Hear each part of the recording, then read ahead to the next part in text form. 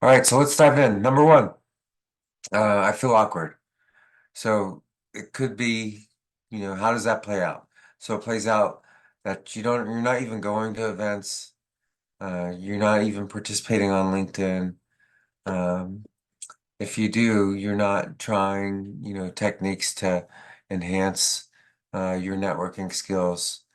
And so you may have the same experience as you have in the past, which ultimately reinforces your old beliefs. Okay, so what are the implications there? You don't get better at networking, you get frustrated, and you give up. And that's the last thing we want to have happen. We don't want you to give up. You'll hear me talk about the growth mindset.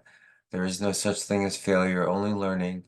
Keep pushing through, keep working at it, and as you're learning and trying new things, and again, creating those new experiences, you're going to uh, create and instill those new beliefs. Okay? So again, here's some considerations for you if you are feeling awkward. Number one, you can be yourself. Okay? If you're quirky, uh, love it. Bring your full self, right? Um, and then I was awkward because I was a little bit laid back and I would kind of just wing things. Well, what I realized is no, if I prepare a little bit for these networking events, then I'll be less awkward. So what did that look like for me? That looked like me nailing down what my elevator pitch was. I like to call that the career mission statement. We're going to talk about that into the next section. And then, have two or three questions to ask people. So when we're engaging others and we're asking people questions, we're taking the pressure off us and we're letting others speak. And I can't remember the studies, but there's been research that shows people who end up doing more of the talking value that connection, value that interaction more because they're able to talk about themselves. So it's great to ask questions of people.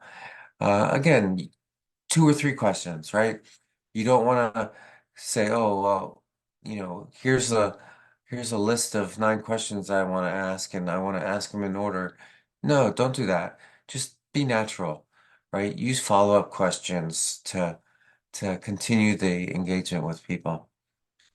Okay? Another great little specific tip here is if you're in a large event, either look for single people that are floating out there or look for groups of three. If there's three people involved in a discussion, one is likely that third wheel, less engaged in the discussion.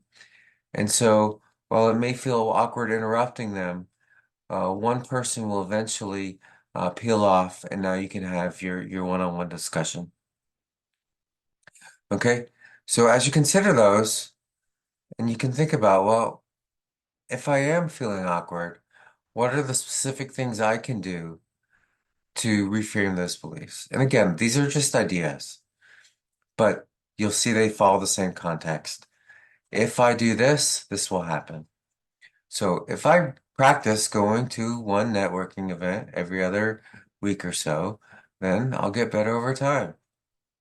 And along those same lines, if I embrace the uncomfort or discomfort, eventually I'll I'll overcome that. I'll become more comfortable. And it's just like anything we do over and over and over again. Recall back to the first time driving and all the different thoughts um, that you had going through your mind. Am I going too fast? What's that car doing? Am I braking too hard? Et cetera, et cetera, et cetera. And then if you rewind and you think about, maybe something happened at work or something's going on and you're giving things a lot of thought and consideration when you're driving, you're not thinking about that stuff because it's all learned behavior. It's all subconscious now. And so that's the goal is to make networking part of your subconscious behavior. And again, that'll happen over time.